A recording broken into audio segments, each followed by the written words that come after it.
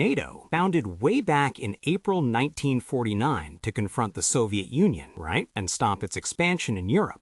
Well, folks, it's now facing what looks like the biggest crisis in its entire history. And get this, the president of the country that leads this massive alliance, we're talking 32 member states now, is actually threatening to pull out. Yep, President Donald Trump himself, in an interview with the British newspaper The Telegraph, said he's seriously considering withdrawing his country from NATO. He's often called it a paper tiger, remember? And in what seems like a pretty wild departure from diplomatic restraint, Trump also hinted that Russian President Vladimir Putin is totally aware of this potential move. Now, this statement, it really shows that the crisis inside the alliance has hit its absolute peak. And why? Because of the ongoing war waged by the United States and Israel against Iran, this whole situation is further reinforced by what British Prime Minister Keir Starmer said, almost immediately after Trump's Telegraph remarks. Starmer, he firmly affirmed that NATO is, without a doubt, the most effective military alliance the world has ever seen. And crucially, he stated that his country, the UK,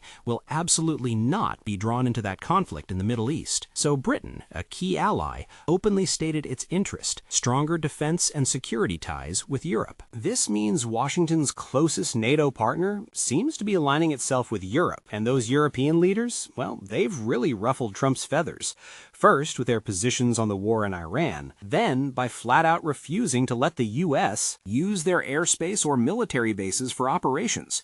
While the refusals varied in intensity, Spain took the strongest stand. Their defense minister made it crystal clear, "We will not allow the use of our bases or airspace for any actions related to the war on Iran." And Prime Minister Pedro Sanchez didn't mince words, describing the war as illegal, futile, and cruel. Even Italy, despite Prime Minister Giorgia Meloni's good relationship with Trump, said no, they wouldn't allow American bombers to land at a military base in Sicily. Trump himself accused France of blocking U.S. aircraft from passing through its airspace. In Poland, they firmly rejected a request to transfer Patriot air defense systems to the Middle East. Their defense minister put it simply, Poland's security is the top priority. All these positions combined, they seriously complicate things for the U.S., the war effort in Iran.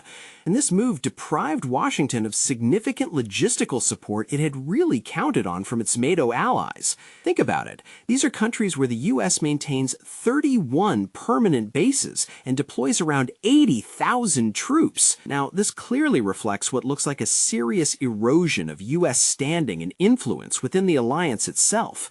And the most visible sign of this widening rift within NATO? It's the outright refusal of these countries to participate in the military effort to reopen the crucial Strait of Hormuz. But here's the thing. Disagreements between the U.S. and other alliance members actually predate the war in Iran. Ever since his return to the White House last January, President Trump has repeatedly accused Europeans of, well, exploiting the United States. He claims they're failing to bear equal financial and military burdens. And it wasn't just Trump. Both the U.S. Secretary of Defense and the Vice President joined in this criticism of NATO, flat out stating that the American military will not defend Europe for free. So what happened? In response, Europeans have naturally begun to question the United States' fundamental commitment to collective defense, and their doubts only increased after Trump suggested annexing Canada, a NATO member, and even Greenland, which belongs to Denmark, guess what? Also a NATO member. And Europeans? Well, they've been feeling pretty uneasy themselves. They're watching this growing closeness between Trump and Russia's president, a man they consider the greatest threat to European national security. And what's got them really worried? They're concerned Trump might actually cut back on military and intelligence support for Ukraine, all as a response to their stance on the war in Iran.